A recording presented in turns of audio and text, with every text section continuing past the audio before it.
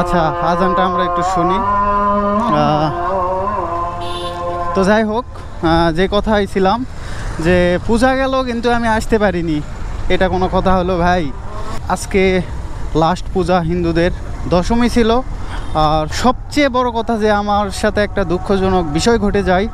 আজকে অফিসে ছিলাম কিন্তু নিচে বাইকে ছিল আমার হেলমেট, আর হেলমেটে মাইক্রোফোন অ্যাড করা থাকে সব সময়।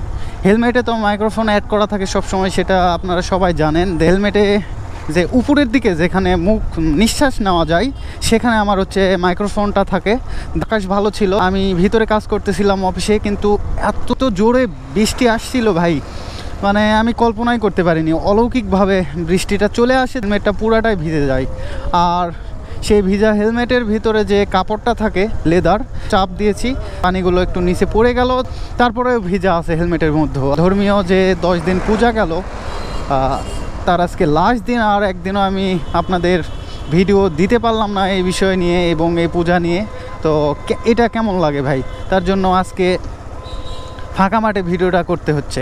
দেখুন, পূজার যে কয়টা দিন গেল এই মডেলে মোড়ে এতটা পরিমাণে জ্যাম ছিল এই জায়গাত যে বিরক্তিকর। আর বিরক্ত হয়েও লাভ নেই, কারণ এটা একটা হিন্দুদের ধর্মীয় একটি প্রথা বা তাদের প্রতিমা ছিল। দেন এখানে পূজা হয়েছিল এখানে। আর আমি সবশেষে ফাঁকা মাঠে ব্লগটা করতেছি, সময়ের প্রেক্ষাপটে করতে পারিনি। কালকে আমার অক্টোবরে 1 তারিখে বার্থডে ছিল, দেন বার্থডেটাও সেলিব্রেট করতে পারিনি, যদিও বা সময় ছিল না। আর আগে তো সবাইকে নিয়ে, বন্ধু বান্ধব ভাইকে নিয়েই আমি বার্থডেটা করেছিলাম, যের জন্যও করতে পারিনি।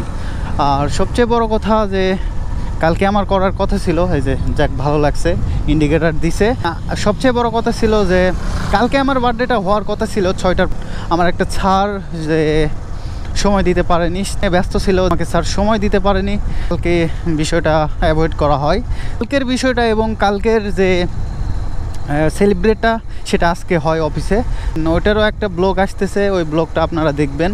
বার্থডে সেলিব্রেট শেষ করে আমি এই তো বাসার দিকে যাচ্ছি, মহাদেবপুর টু নওগাঁ হাইওয়ে, এই হাইওয়েতে যাচ্ছি। আর আমি পূজার বিষয়ে আর কি বলবো, আমি কালকের আগের দিন আমি যাচ্ছিলাম এভাবে ধীরে ধীরে যাচ্ছি, আর 3টা বাইক অনেক জোরে গেল।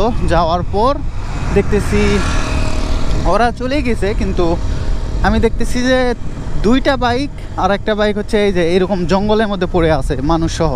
আমি যদিও বা নামতে চাইলাম, কিন্তু আমার একটু টেকনিক্যালি প্রবলেম ছিল, যেটা এমনভাবে পার হলো, কারো ভারাক্রান্তভাবে, কারো কর্মসংস্থানেও অনেকের পার হয়েছে, এবং আনন্দ উল্লাস করে মাতিয়েছিল এই পূজাতে। আর যাই হোক, যার যেভাবেই কাটুক, সবার জন্য সুস্বাস্থ্য কামনা করছি। আর বিষয় হচ্ছে যে এই পূজাতে অনেক ধরনের ছেলে, অনেক ধরনের পোলাপানেরা অনেকভাবে বাইক রাইড করছে। কেউ বাইক জোরে রাপ চালানোর জন্য পিছনে খুলে নিছে, এবং বিভিন্নভাবে বিভিন্নজন বাইক রাইড করছে। অনেকের প্রাণ চলে গেছে, আর সতর্কতা অবলম্বন করছে, তাদের কিছুই হয়নি সঠিকভাবে, এবং সুস্থতা সাথে এই পূজাটা পার করে ফেলেছে। আর এই ফাঁকা মাঠে পূজার কিছুই দেখতে পাবেন না আপনারা। আর সবচেয়ে ব্যর্থতা যে আপনাদের এই পূজাটা আমি দেখাতে পারলাম না। তো আমার এটা অফিস না ভাই, এটা হচ্ছে একটা কল্যাণমূলক একটা প্রতিষ্ঠান, যা আমরা শিক্ষা প্রতিষ্ঠান থেকে ধরে ক্লিনিক, ডায়াগনস্টিক এবং এভরিথিং প্রতিষ্ঠানগুলোতে আমরা সকল সুবিধা দিয়ে থাকি সফটওয়্যারের এবং বিভিন্ন দিক থেকে। যাই হোক, আমার দিক থেকে আমি স্যাটিসফাই, যদিও বা আমাকে কাজ করতে হয়। আমার যে একটাই যে অনেস্ট থেকে আমার কোম্পানিটাকে সামনের দিকে গ্রোথ বাড়াবো এবং আমার নিজের একটা সুন্দর একটা লাইফ লিড করব, তার জন্যই অ্যাকচুয়ালি আমাকে অনেস্টলি কাজ করতে হয়। আর বিষয় হচ্ছে আপনাদের সাথে অনেক কথাই হলো, আর যার যেভাবে পূজা কাটছে তো আপনারা সেভাবেই মানিয়ে নিন।